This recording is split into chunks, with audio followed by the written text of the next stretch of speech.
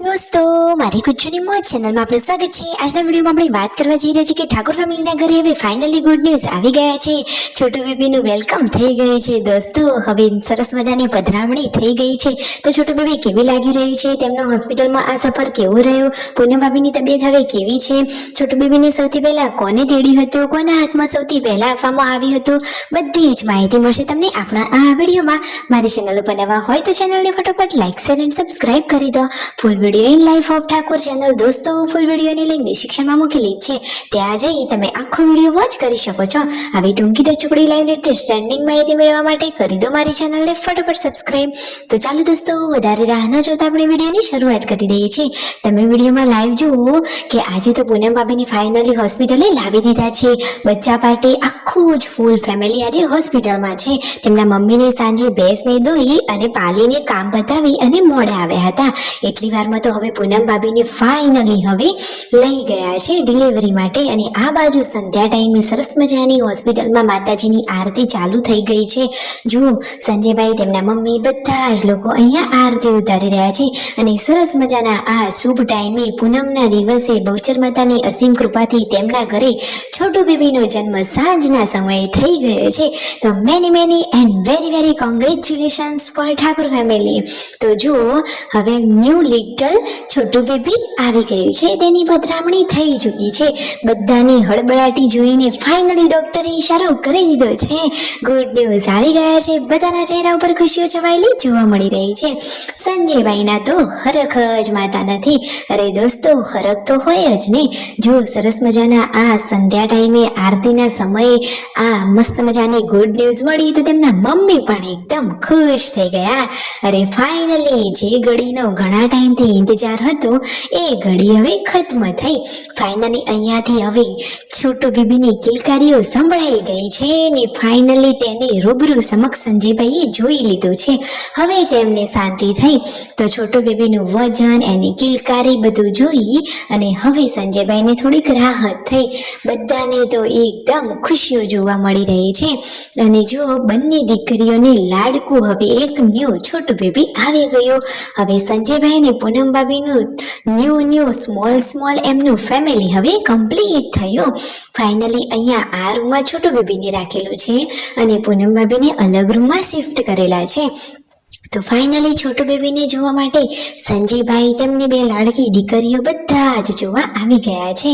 તો અહીંયા જુઓ, અહીંયા પાછળની સાઈડ છોટુ બેબીને રાખેલું છે। તો ફાઇનલી દોસ્તો, જે ઘડીનો બધા લોકોને ઘણા ટાઈમથી ઇંતજાર હતો એ પૂરો થયો। હવે પૂનમ ભાભીની તબિયત કેવી છે? જો પૂનમ ભાભી અહીંયા આરામ કરી રહ્યા છે અને તેઓ તો હસી પણ રહ્યા છે અને રડી પણ રહ્યા છે। જુઓ તો ખરા, એ તો એકદમ માસૂમ અને ભોળા છે અને માતાજીએ તેમની કૃપાથી આ તેમની ઈચ્છા પૂરી કરી। તમે જુઓ, પૂનમ ભાભીનો જન્મ પણ પૂનમના દિવસે થયો હતો, એટલા માટે તેમનું નામ પૂનમ રાખ્યું હતું।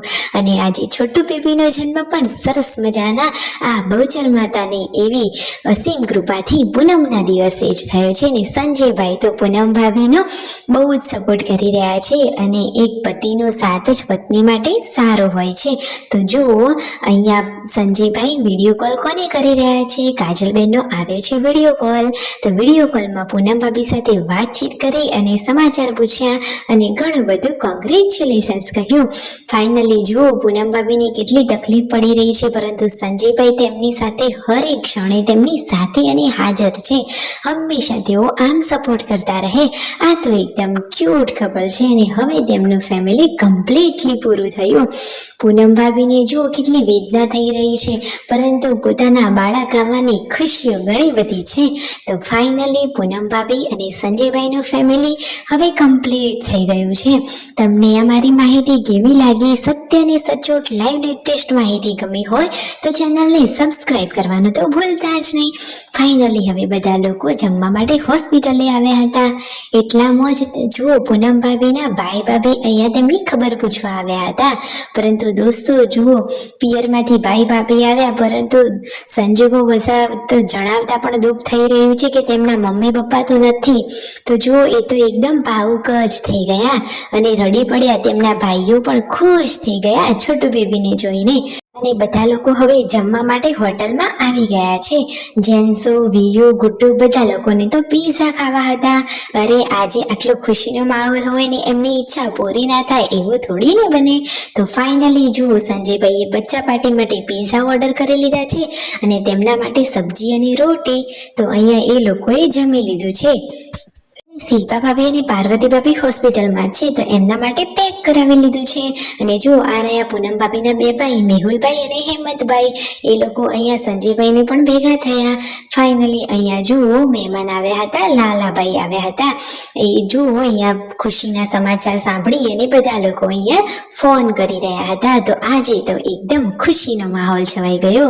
જુઓ તો ખરા હવે કોણ અહીંયા રોકાવાનું છે અને કોણ ઘરે જવાનું છે. તો મિતાંશ નાનો છે એટલા માટે મિતાંશને લઈ અને પાર્વતી ભાભી ઘરે જશે, બચ્ચા પાર્ટી પણ બધા ઘરે જશે.